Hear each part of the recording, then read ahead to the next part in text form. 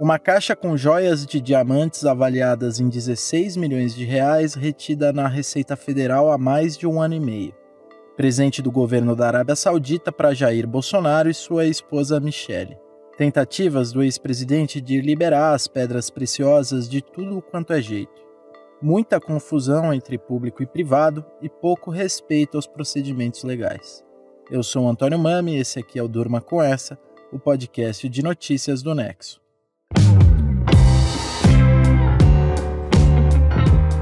Olá, eu sou o Conrado Corsaletti, estou aqui com o Antônio para apresentar esse podcast que vai ao ar todo começo de noite, de segunda a sexta, sempre com notícias instigantes que podem continuar a ecoar por aí. Segunda-feira, 6 de março de 2023.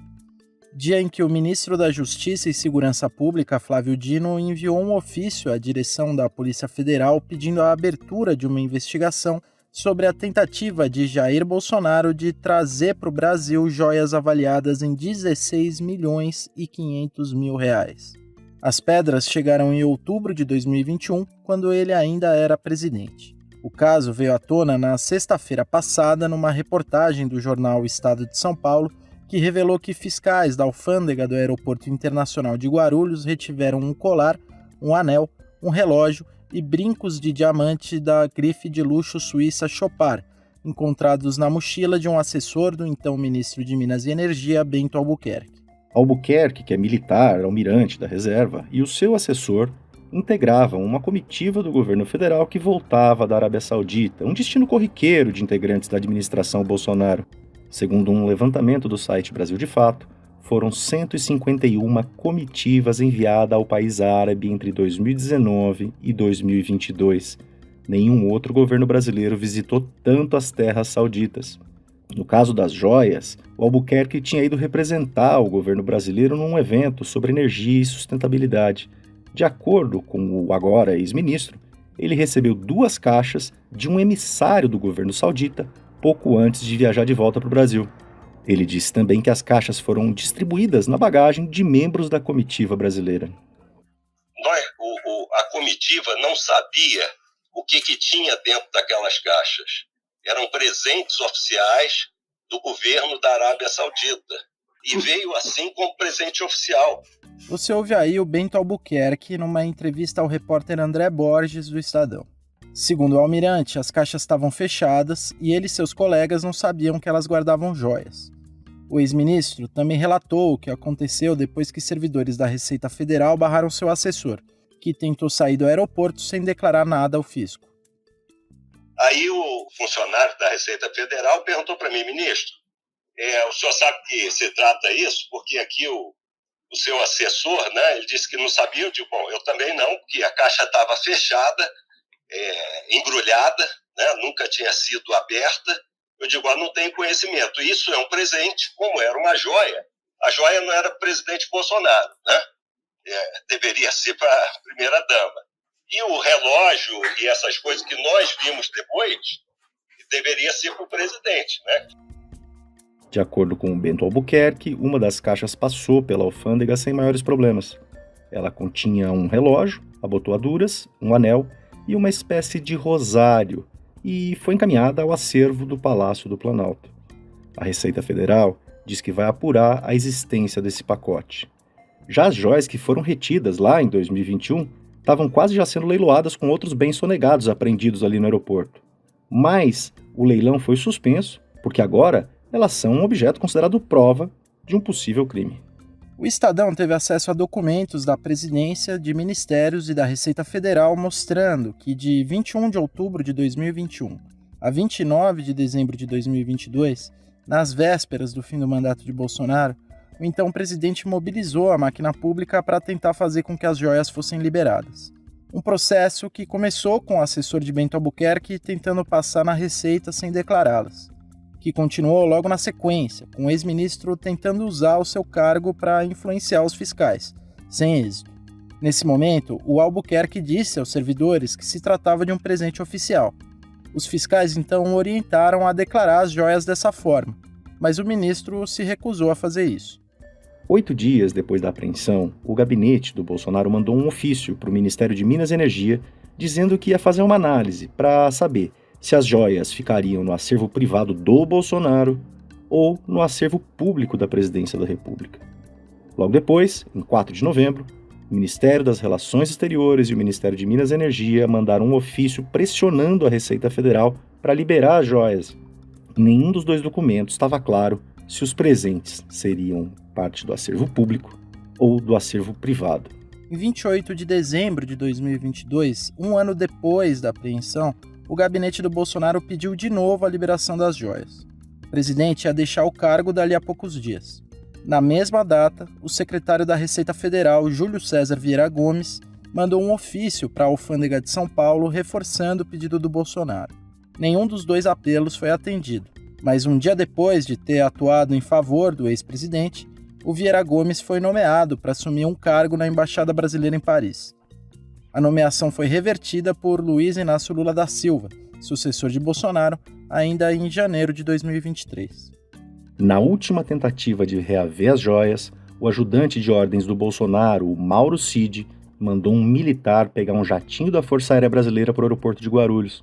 Em 29 de dezembro, o militar tentou convencer um fiscal a liberar as joias, argumentando que elas não poderiam ficar retidas sob um novo governo, mas ele não foi atendido. Bento Albuquerque disse ao jornal O Globo que os presentes seriam devidamente incorporados ao acervo público da Presidência da República. Ao canal de notícias CNN Brasil, o Bolsonaro disse que não tinha conhecimento de presentes nem de valores, e também afirmou que as joias seriam encaminhadas ao acervo da presidência. No Instagram, a ex-primeira-dama Michele Bolsonaro escreveu o seguinte, abre aspas, "Quer dizer que eu tenho tudo isso e não estava sabendo? Meu Deus, vocês vão longe mesmo, hein? Estou rindo da falta de cabimento dessa imprensa vexatória." Fecha aspas. Quando alguém traz do exterior um produto com preço maior do que $1.000, a lei brasileira prevê que essa pessoa pague um imposto de importação de 50% do valor do item. Nos casos em que alguém tenta trazer esse produto para o Brasil de forma ilegal, entrando na fila do nada a declarar antes de passar pela alfândega do aeroporto, é aplicada também uma multa de 25% sobre o preço do produto. No caso das joias do Bolsonaro, isso tudo daria um valor de pouco mais de 12 milhões de reais. Não há nenhuma informação de que o governo ou o presidente tenham tentado regularizar a situação por essa via. O argumento usado agora por Bolsonaro e pelo ex-ministro Bento Albuquerque é que as joias seriam incorporadas ao acervo público da presidência. Mas em nenhum momento isso foi explicitado nas comunicações oficiais entre o governo e a Alfândega de São Paulo. Segundo a Receita Federal, não houve nenhum pedido para que as joias fossem tratadas como um bem da União, e por isso o presente ficou retido. A distinção entre o que é público e o que é privado no acervo de presidentes da República é um tema que demorou a ser esclarecido no Brasil. Até 2016, existia um vácuo legal sobre o tratamento dado a presentes recebidos por presidentes. Segundo o entendimento prevalecente, só eram considerados parte do patrimônio público os bens recebidos em solenidades de trocas de presentes. Naquele ano, 2016, o Tribunal de Contas da União resolveu disciplinar a questão. Na ausência de uma previsão mais precisa, a definição do que era público e privado estava partindo de presidentes e assessores, sem critérios claros. O ministro Walton Alencar, relator do caso no TCU, deu o seguinte exemplo para ilustrar a confusão, abre aspas. Imagine-se a situação de um chefe de governo presentear o presidente da República do Brasil com uma grande esmeralda de valor inestimável, ou um quadro valioso. Não é razoável pretender que possam incorporar-se ao patrimônio privado do presidente da República, uma vez que ele os recebe nesta pública qualidade. Fecha aspas. Ficou decidido naquela ocasião, então, que só deveriam ser incorporados ao patrimônio pessoal do presidente os presentes de caráter personalíssimo, para uso pessoal, como roupas ou perfumes. Por causa dessa determinação, o Lula, à época ex-presidente de 2 mandatos, e a sua sucessora Dilma Rousseff tiveram de devolver ao Palácio do Planalto mais de 500 itens que receberam na qualidade de chefes de Estado, como mostrou nesta segunda-feira o jornal Folha de São Paulo. Tanto a situação do Lula quanto a situação da Dilma já foram regularizadas perante o Tribunal de Contas. Sobre Bolsonaro agora pesa a iminência de uma investigação. Além do inquérito pedido pelo ministro Flávio Dino à Polícia Federal, a Receita Federal comunicou o caso ao Ministério Público de São Paulo, que também poderá começar a sua própria apuração. As autoridades poderão avaliar se houve, por exemplo, o crime de peculato, que é quando um funcionário público se apropria de bens dos quais se apossou só por causa do seu cargo. A pena nesse caso pode ser de até 12 anos de prisão. Outros crimes aventados são o de descaminho, que é o não pagamento de imposto, com pena de até 4 anos de reclusão, e de lavagem de dinheiro, que pode dar até 10 anos de cadeia.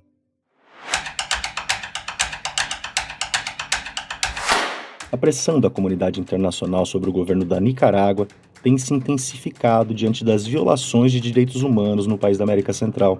Organismos como as Nações Unidas e a Organização dos Estados Americanos têm produzido documentos e conduzido investigações para condenar a repressão do regime do presidente Daniel Ortega. Nesse processo, cresce a atenção sobre o posicionamento do Brasil sobre o tema. O Marcelo Montanini escreveu um texto a respeito desse assunto. Marcelo, para começar, o que está acontecendo na Nicarágua? A Nicarágua atravessa uma crise política e social desde 2018, que se acentuou com a reeleição de Ortega para o 5º mandato, sendo este o 4º consecutivo em 2021. A disputa foi vencida num pleito marcado pela prisão de opositores, e a escalada autoritária vem se intensificando desde então. Em 2022, Ortega havia fechado redações de jornais críticos ao governo e também rádios católicas, condenou jornalistas e até expulsou freiras do país.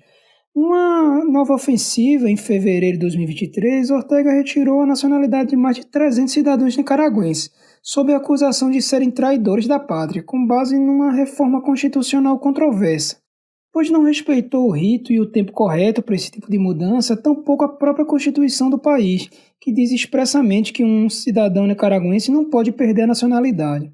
A situação chamou a atenção da comunidade internacional. À época, a Espanha, Chile e outros países anunciaram que concederiam nacionalidade aos apátridas. E, Marcelo, como têm sido as reações oficiais ao redor do mundo sobre as violações? E qual tem sido a posição de governos da América Latina e, mais especificamente, do Brasil? Um grupo de especialistas de direitos humanos da ONU elaborou um informe denunciando as violações dos direitos humanos na Nicarágua e cobrando sanções ao país. O documento aponta abusos diversos, como execuções extrajudiciais, detenções arbitrárias, torturas, privação arbitrária da nacionalidade e do direito de permanecer no próprio país, e afirma que o governo Ortega cometeu crime contra a humanidade. O governo brasileiro se calou e não aderiu à declaração conjunta que reuniu mais de 50 países, entre eles países sul-americanos governados pela esquerda, como Argentina, Colômbia e Chile. O presidente chileno Gabriel Boric, por exemplo, é um crítico contumaz ao governo Ortega, o qual classifica como uma ditadura. Há, todavia, uma expectativa do Brasil se manifestar sobre a situação nesta terça-feira, no Conselho de Direitos Humanos da ONU. Esse texto do Marcelo você lê em nexojornal.com.br. Aliás, você sabia que o Nexo Jornal é um jornal por assinatura e que não tem publicidade? Você, que é ouvinte do Durma, pode assinar o jornal com um desconto especial. A gente traz o link aqui na descrição do episódio. Vai lá e apoie o jornalismo independente.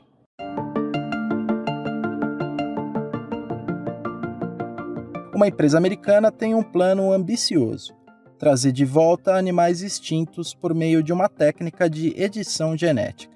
Quem conta mais sobre isso pra gente é o César Gaglione, que escreveu um texto sobre o assunto para Ponto Futuro, editoria do Nexo, que tem a ciência como um dos seus temas-chave. A Colossal é uma startup fundada pelo geneticista George Church, um dos responsáveis pela decodificação do genoma humano.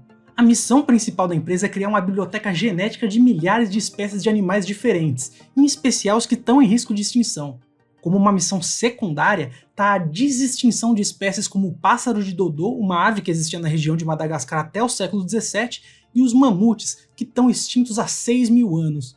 A ideia é usar a edição genética da tecnologia CRISPR, que venceu o Nobel de Química em 2020, para ter um mapa completo do genoma desses animais e tentar recriá-los com reprodução assistida. Em mães de aluguel de elefantes asiáticos e nos pombos de Nicobar, os parentes vivos mais próximos dos mamutes e dos dodôs. Do ponto de vista teórico, a empreitada é possível. Na prática, não se tem tanta certeza assim, já que o resultado pode ser versões entre aspas maquiadas de animais que já existem.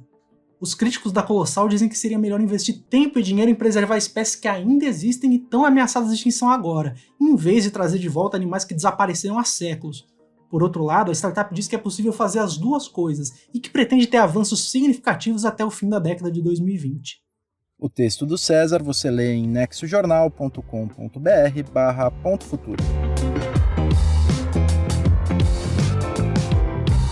Das joias da Arábia Saudita para Bolsonaro, passando pela atitude do governo Lula diante da violação de direitos humanos na Nicarágua, até chegar na startup que quer tirar animais da extinção, durma com essa.